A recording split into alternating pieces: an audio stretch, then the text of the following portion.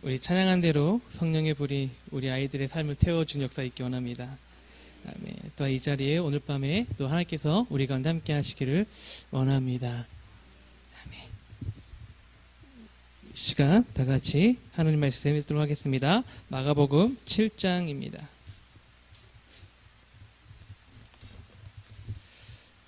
마가복음 7장 31절부터 35절까지 말씀, 제 성경으로 신약성경 65쪽입니다.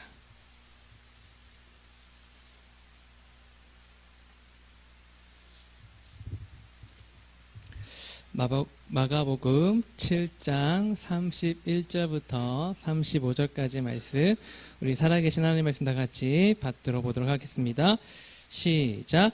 예수께서 다시 두로 지방에서 나와 시돈과 데가볼리 지방을 통과하여 갈릴리 호수에 이르시매, 사람들이 기먹고 말도 없는 자를 데리고 예수께 나와 안수하여 주기를 간구하거늘, 예수께서 그 사람을 따로 데리고 이를 떠나 손가락을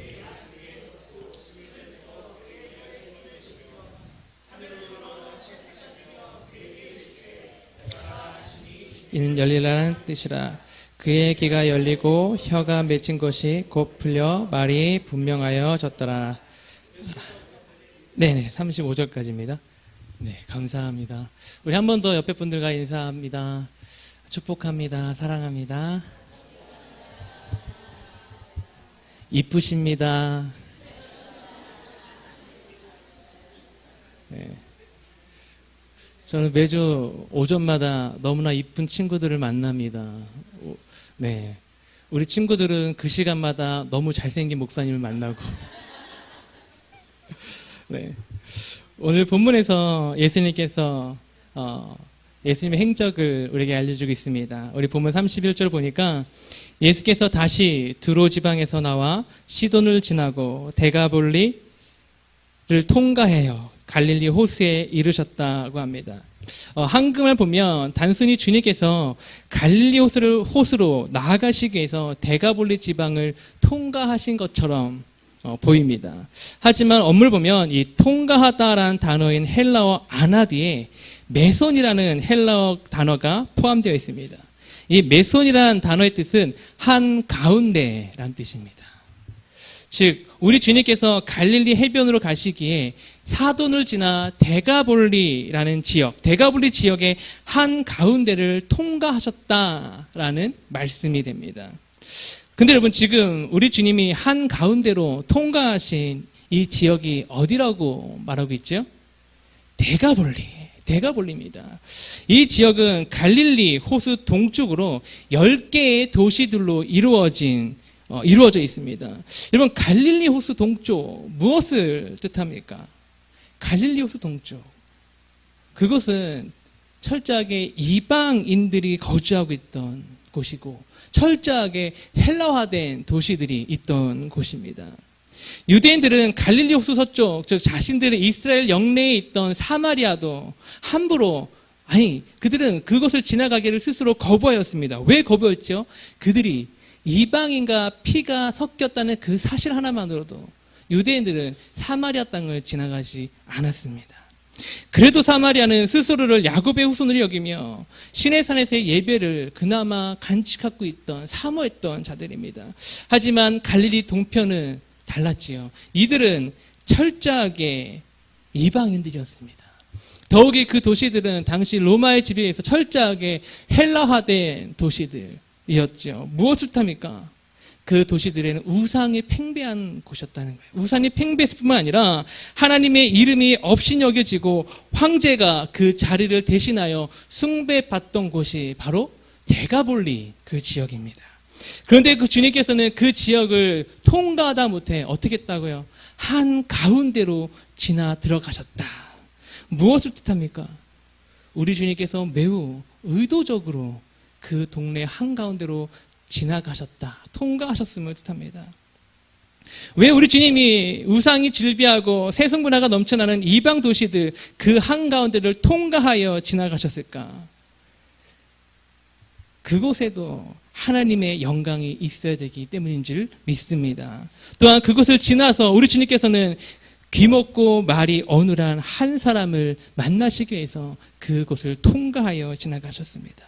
그 한 사람 때문에 그 한 사람 만나시고자 우리 주님이 세상 문화가 질비한 이방인들의 도시 한가운데를 친히 들어가 걸어가셨습니다. 이 장면을 묵상하며 묵상할수록 자꾸만 제 안에 사모함이 생깁니다. 귀먹고 어눌한 한 사람 만나시고 회복하시기 위해서 제약의 도시로 들어가신 주님께서 저와 여러분의 삶으로 들어와 주시기를 원합니다. 들어야 할 것을 듣는 우리가 되기를 원합니다. 말해야 될 것을, 찬양해야 될 것을 찬양하고 말해야 될 것을 말할 수 있는 그러한 저와 여러분이 되기를 원합니다. 세상의 소리에 익숙해져 버린 우리의 귀가 하나님의 외침에 익숙해지는 은혜, 세상의 것들을 말하며 노래하는 데 익숙해져 버린 우리의 입술이 하나님의 이름을 부르고 그 은혜를 사모하고 부르짖는 것에 익숙해지기를 소망합니다. 저와 여러분의 또한 소원이 되기를 원합니다. 이 은혜를 사모하면서 기도하는데 우리 학생부 아이들이 또 오늘 마침 또 주간도 드리는 있어서 그런지 아이들이 자꾸만 생각나더라고요. 생각나면서 동시에 우리 아이들의 언어가 제 귀에 들려오기 시작합니다. 어찌 된 것인지 여러분 10 더하기 8은 뭐죠? 우리는 10 더하기 8, 저희 딸내미 7살 아이들 별이도 10 더하기 8은 무엇인지 너무 잘 압니다. 그런데 어찌 된 것인지 우리 아이들이 서로를 그렇게 자랑스러워합니다. 나 10 더하기 8을 알아. 그러면 서로를 묻고 자랑스러워하면서 외치죠. 10망 이렇게 외치고 다닙니다. 어디 그뿐입니까? 얼마나 강아지를 사랑하는지 서로가 서로에게 너는 강아지의 자손이라고, 너는 강아지의 소손이라고 그렇게 칭찬을 해주는 건지. 네. 그리고 또 서로의 몸매가 얼마나 이쁘면 서로 콜라병의 신이라고. 네. 그런 말들을 아이들이 사용하지요. 그런데 문제는 정작 애들아 이 시간 주여를 외치자, 애들아 이 시간 하나님을 부르짖자, 그러면 소리가 주여라고 작아집니다. 우리 아이들의 입술이 세상에 그만큼 익숙해져 있다는 것이지요. 그것뿐만 아니라 우리 아이들 핸드폰을 보면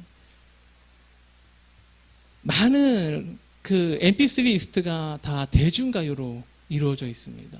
간혹가다가 대중가요로다 간혹가다가 하나씩 CCM 음악 하나가 곁들여져 있죠. 이번에 우리 평양으로 간 우리 걸그룹 친구들이 있습니다. 누구지요? 레드벨벳.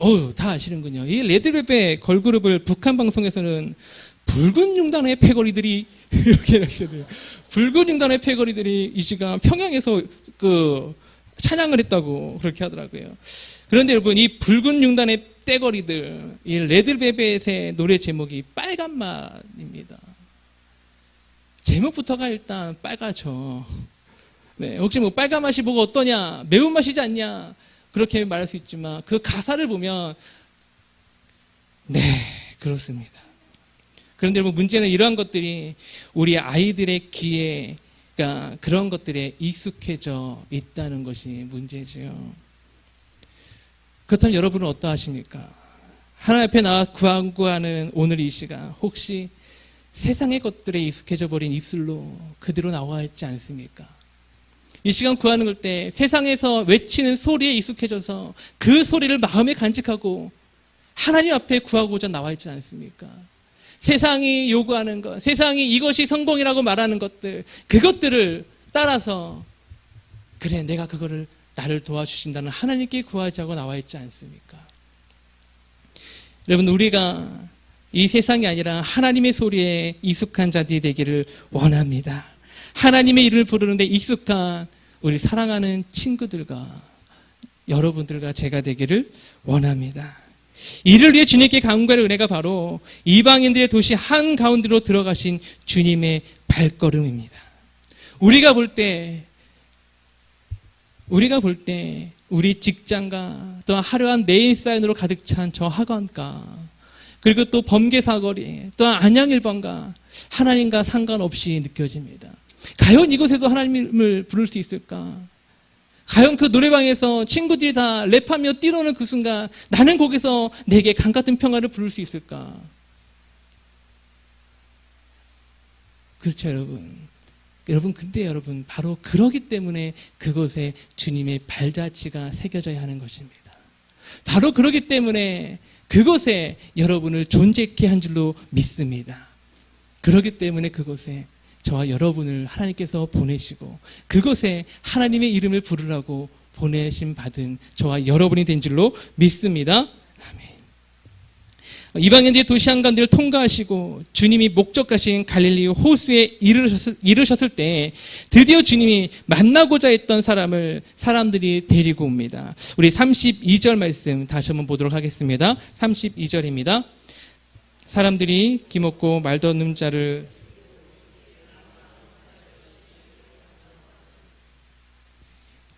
지금 이 말씀에서 우리가 주목해야 할 것은 사람들이 데리고 온 사람이 다름 아닌 귀먹고 말 더듬는 자라는 것입니다. 더욱이 사람들은 이 데리고 왔다, 다른 사람이 이 사람을 데리고 왔다라는 것에 착안해서 혹자는 어떤 학자들은 이 사람의 눈에도 문제가 있지 않았을까라고 생각합니다. 이렇게 추론을 하는 이유가 보지 못하고 말하지 못하고 듣지 못하는 것은 이사야 선지자가 이 세상이 어떠한 세상인지를 표현할 때 썼던 바로 용어들이 바로 이 단어입니다. 이 세상은 보지 못하고 이 세상은 말하지 못하고 이 세상은 듣지 못하는 세상이다. 우리 이사야 35장 5, 6절 말씀 다 같이 읽어보겠습니다. 시작. 그때 맹인의 눈이 박을 것이며 못 듣는 사람의 귀가 열릴 것이며 그때 저는 자는 가슴갑이 뛸 것이며 말 못하는 자의 혀는 노래하리니 이는 강야에서 물이 솟겠고 사막에서 시내가 흐를 것임이라. 지금 이사야가 말합니다. 그때 즉 메시아가 우리 가운데 임하시며 메시아가 우리 가운데 오시며 메시아가 너희 가운데 계시면 그때 보지 못한 자가 볼 것이며 말하지 못한 자가 말하며 듣지 못하는 자가 듣게 될 것이다. 이 말씀이 오늘 우리 가운데 역사로 이루어지기를 원합니다. 우리 가운데 보지 못하는 것을 보게 되는 역사, 말하지 못하는 것을 말하게 되는 역사, 또한 우리가 듣지 못했던 것들, 보지 못했던 것들을 보게 되는 귀한 밤이 되기를 원합니다. 영적으로 얻어진 우리의 시선들이 하늘의 영광을 봐야 될 줄로 믿습니다. 하나님을 아버지라 부르지 못했던 입술들이 하나님을 아버지라 부르게 되고 우리를 향한 하나님의 사랑들을 우리가 입으로 고백하게 되어지는 그 역사 현장이 바로 양희문 교회가 되기를 원합니다. 그런데 본문 33절을 보니까 우리 주님께서 그 사람을 따로 데리고 무리를 떠나셨다라고 말하고 있습니다. 우리 33절 한번 보도록 하겠습니다. 예수께서 그 사람을 따로 데리고 무리를 떠나사 손가락을 그의 양귀에 넣고 침을 뱉어 그의 혀에 손을 대시며. 우리 주님께서 왜 굳이 이 사람을 무리들과 따로 떼어서 옮겼는지 성경을 통해서는 우리가 알 수 없습니다. 하지만 이 부분에서 대부분의 학자들은 그 사람과 인격적인 관계를 나누기 위해서 또한 무리 가운데 호기심으로 나온 자들과 멀리하기 위해서 주님께서 이렇게 하셨다라고 말하고 있습니다. 그리고 이런 학자들의 견해를 지지하듯이 따로 그 사람을 데리고 가신 주님께서 33절 하반부에 보면 손가락을 어떻게 했답니까? 그의 양귀에 넣으시고 침을 뱉어 그의 혀에 손을 대셨다. 여러분, 지금 이 사람은 말을 들을 수가 없습니다. 귀가 먹었습니다. 또한 입으로 말하기는 어눌합니다. 그래서 주님께서 들을 수 없는 그에게 먼저 입으로 말씀하시기 전에, 먼저 입으로 선포하시기 전에 그 사람의 귀에 손을 대신 거죠. 그리고 그 사람의 혀에 손을 대신 겁니다. 말을 못한다는 그를 위해서, 듣지 못하는 그를 위해서 하나님께서, 우리 주님께서 친히 그 사람이 알아들을 수 있는 언어를 행하신 것이지요. 무엇을 합니까? 우리 주님께서 그의 아픔을 아신다는 거예요. 너의 귀가 고통 가운데 있다는 것, 너의 혀가 아픔 가운데 있다는 것, 우리 주님께서 아신다는 것이에요. 손에 친히 손을 대심을 말미암아 말로 하시기 전에 듣지 못하기 때문에 친히 손을 대셔서 내가 너의 아픔을 안다, 내가 이제 너의 아픔을 함께 하겠다라고 말씀하시는 겁니다. 우리 주님께서 저와 여러분의 아픔들을 만져주시길 원합니다. 우리 주님께서 저와 여러분의 아픔들, 남에게 말하지 못하고 남에게 감히 말할 수 없던 아픔들, 주님께서 성령으로 통해 역사하셔서 내가 그 아픔 안다. 그 만지심의 역사 오늘 저녁 또한 우리 교회를 통해 지속되길 원합니다. 더욱이 우리 주님께서는 아무도 손대지 않았던 나병 환자의 몸에도 손을 대셨지요. 그 주님께서 다시금 그 은혜들을 되풀이하셔서 이 환자의 마음을 먼저 치유하고 계시는 것을 우리는 보게 됩니다. 여러분, 이것이 바로 우리 주님의 사랑입니다. 여러분, 무엇 때문에 아파하십니까? 무엇으로 인해 한숨을 짓고 계십니까? 오늘 주님이 말씀하십니다. 내가 너의 아픔과 한숨을 만져주시겠다. 아니, 우리 가운데 이미 성령을 통해 만지신 그 은혜들이 다시금 오늘 밤 새로워지는 은혜가 되기를 원합니다. 다시금 오늘 밤 하나님의 놀라운 터치가 우리 가운데 이루어지기를 원합니다. 그런데 손가락만 대시는 것으로 끝내시는 것이 아니라 어떻게 하셨다고 합니까? 침을 뱉었다라고 합니다. 참 아이러니합니다. 서로 말할 때 침 튀기는 것도 싫어하는 우리 있지 않습니까? 근데 왜 우리 주님께서는 침을 이렇게 상상해 보건대 귀에다가 손을 놓고 혀를 맞았다면 아마 정면에서 눈을 마주치고 태 하셨나 이렇게 침을 뱉으신 것 같아요. 여러분, 제가 여러분을 치료한답시고 정면에서 하나님이 당신을 사랑하십니다 태 하시면 여러분 기분 어떠실까? 근데 여러분, 우리 주님께서 이렇게 침을 뱉으신 이유가 있습니다. 그것은 그때 당시 이 지역의 대가볼리 지역의 사람들은요, 이 침이 치료의 효능이 있는 것으로 믿었습니다.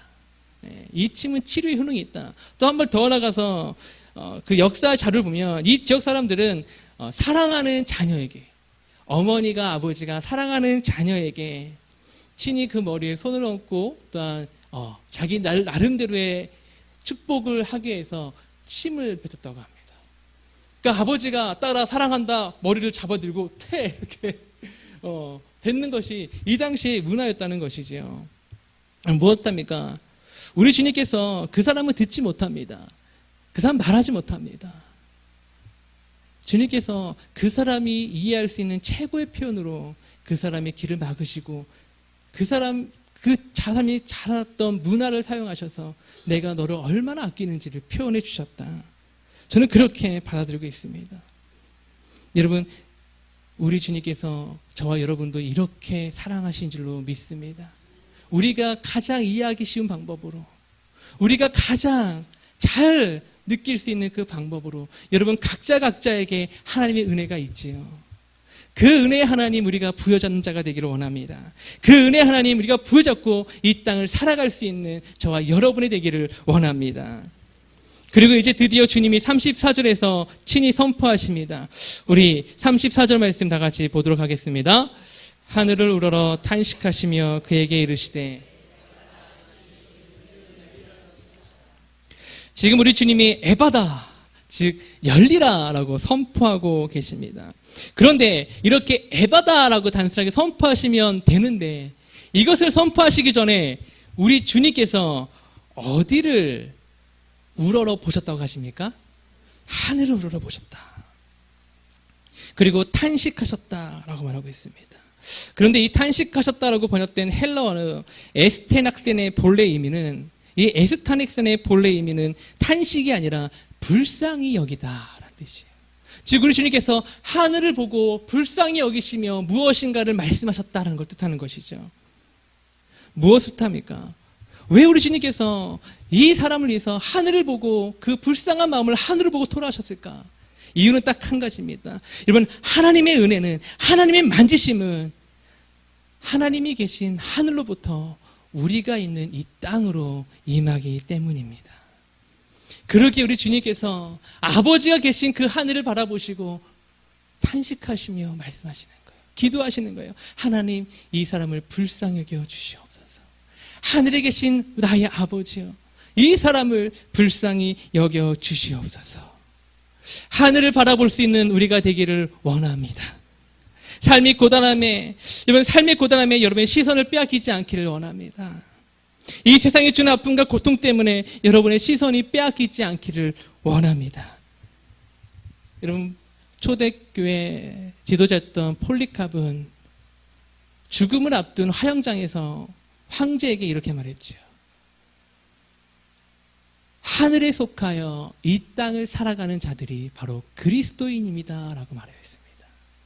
하늘에 속하여 이 땅을 살아가는 자들, 그것이 바로 저와 여러분의 정체성인 줄 믿습니다. 하늘을 보며 하나님의 은혜를 감감하며 살아가는 저와 여러분이 되기를 원합니다. 더욱이 히브리서는 말하죠. 지금도 우리 주님께서 하나님 보좌에서, 하늘에 있는 하나님 보좌 우편에 앉아서 저와 여러분을 위해 기도하고 계신다.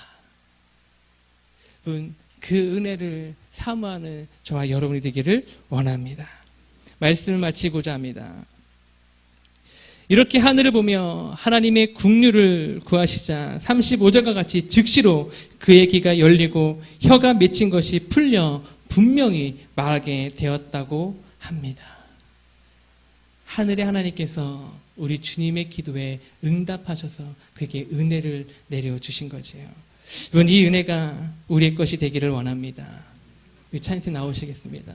더욱이 여러분, 이 에바다는요, 단순하게 열리다 라는 뜻만 갖고 있는 것이 아니라 좀 더 적극적으로는 치우다, 치워버리다, 한쪽으로 내팽겨버리다라는 뜻이 있습니다. 여러분, 무엇을 뜻합니까?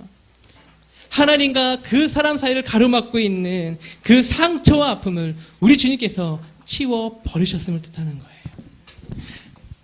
언제부터 아팠는지 모르겠지만 그 아픔으로 인해서, 그 질병으로 해서 자기 자신에 대한 가졌던 부정적인 인식들, 사람들이 자신을 볼 때 항상 불쌍하게만 여겼고 신의 저주를 받은 자라 여겼던 그 인식들 때문에 생겼던 자기 자신에 대한 부정적인 인식들, 그 인식들을 향해 주님께서 말씀하시는 거예요. 그 인식들 내가 치워버리겠다. 이제 너도 하늘의 은혜를 받는 자이다. 이제 너도 하늘의 신이, 하늘의 하나님이 돌보심을 받는 자이다. 여러분, 이 선포가 저와 여러분을 향한 선포인 줄 믿습니다. 하나님께서 저와 여러분의 마음속에 하늘을 향하는 막고 있는 상처와 아픔들, 나 자신에 대한 부정적인 인식들, 그 모든 것들을 이 시간 하나님께서 치워주시기를, 그 은혜가 우리 가운데 있기를 원합니다. 우리 시간 다 같이 그 은혜를 사모하며 찬양하고 나갑니다.